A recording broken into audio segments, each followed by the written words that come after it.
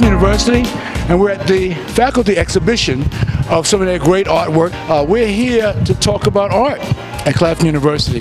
This is something you guys do on a regular basis, is that right, Professor? Yes, definitely. We're all working artists, and we do have shows throughout the year at the Arthur Rose Museum. So, what does it do for the students to have to see your work being displayed and you guys working artists? Well, it gives their major some relevance, and it shows them a lot of times that you can have a career in art. There are thousands of careers in art, so it kind of gives them some relevance and confidence in what they've chosen to have as a major. And your work, predominantly, what we have seen is more graphic, visual. Am I right? Yes. Explain it to us, if you will. Well, I'm considered a political designer and a logo designer, and a majority of my clients are political campaign, logo designs, book layouts, posters, billboards, anything digital. So I see Ruby Edwards is one of the pieces you have there. Yes, that's correct. Ruby Edwards, she was given to me through another client of mine, campaign she ran last year. Right. And she won? She won, yes, she won. Yeah. That's your artwork had something to do with that? Yes.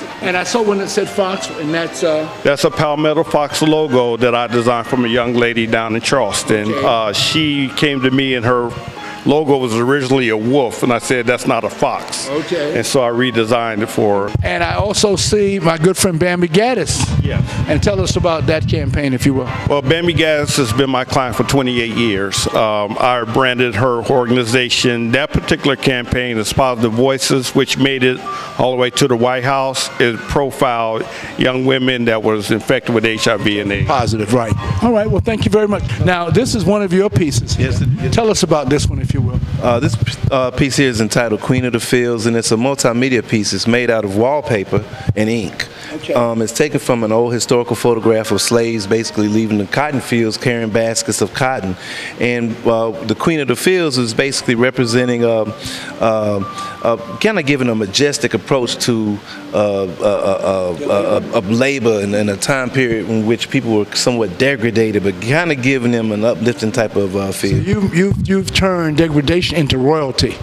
In attempt to. Right, in an attempt to. Well, it's a great attempt. It really looks good. As a matter of fact, this particular piece here won the Best in Show for the Moja Arts Festival about maybe 2016. And that's down in Charleston. Down in Charleston. Well, I can see why. You've got another piece here that we'd like to talk about, if you will. This one is entitled The Slave Trade. Well, I've always had a very intense and strong interest in our history, and so this piece here focuses on the African slave trade, and it's not the American slave, but the African, and it's renditions of pictures and photographs of drawings from the forts and the kings who sold Africans to the slave traders. So I wanted to basically touch on the slave trade before the origin of the origin of the slave trade, and intertwining, using a multimedia piece again, and intertwining and kind of showing the complexity of the slave trade in Africa. Are there prints of this available? No, this is. Will you ever make prints of it? If enough requests came. Well, you've got a request right here. You got it. All right. All right.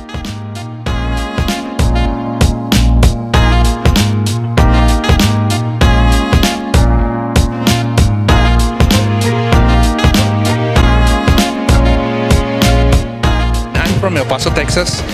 So when there's more paintings of this. I just brought 7 pieces to the show, but actually it's from a series of paintings and drawings called Name Within My Borders. So 4 years ago, I was living in my hometown in El Paso, Texas. That's in the very south of the United States, a mixed border with Mexico. So the idea was to create, the series of work of me looking at the city, the place where I grow from, artistic, eyes, very different from when I was younger. So I started to kind of look into social issues that was happening around in the border from the Mexican and American side. So I started to create this kind of pieces that is from a continuation from another series that I did before, where I started to work with a full figure. This one I start to kind of working with the fragmented, the sections of the body, which the sections of the body, represents the human mind. So my work relates a lot on to what is actually the human condition. I studied psychology, many years ago, and my work relates to that psychological space very strongly. And I try to depict what is the representation of a human form, but actually what I think the human mind would reflect that it would have like a body. So when I think about people who have passed through, hard times, people who suffer from mental illness, I think their minds passes through a process of fragmenting, which is a process of fragmentation.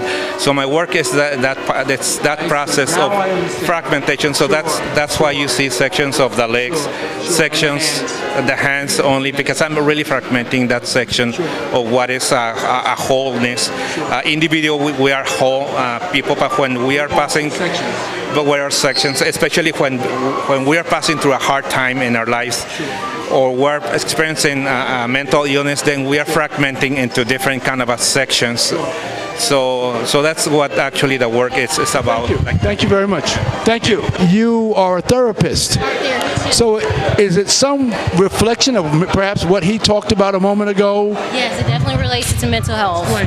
Yeah. So art therapy is a form of therapy that's expressive, where you use different art materials as a way of kind of working through different challenges related to mental health. So currently I work with Prisma Health's Adolescent Recovery Center in Columbia, and those are adolescents struggling with like depression, anxiety, and substance use. And in my groups, I help them work through that and address the symptoms they're experiencing using art. So whatever that might look like, determining the material that will be best, and then an appropriate directive so that they're able to come to a place where they have coping skills to kind of manage things. I said earlier to some of the professors who are art professors here, they also work, they continue their work in terms of creating art. In your field, you're both a coach and a player, because you are still doing your work and you're still inspiring others to do work.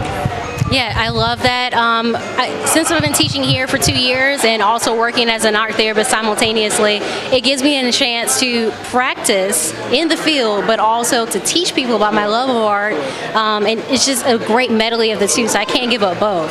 And with the series that I've completed here, this was me actually working through some of my own issues as well. So just kind of seeing how art could be helpful as a way of coping when you're feeling low, and that's kind of what the titles do. And it's a series where it starts from here and works the way down, where you see everything's kind of chaos and just jumbled and kind of stuck with your thoughts, and then you get to a point where things are more unified and cleared. Right, that blue and white piece right. of the end. Very nice. Yeah.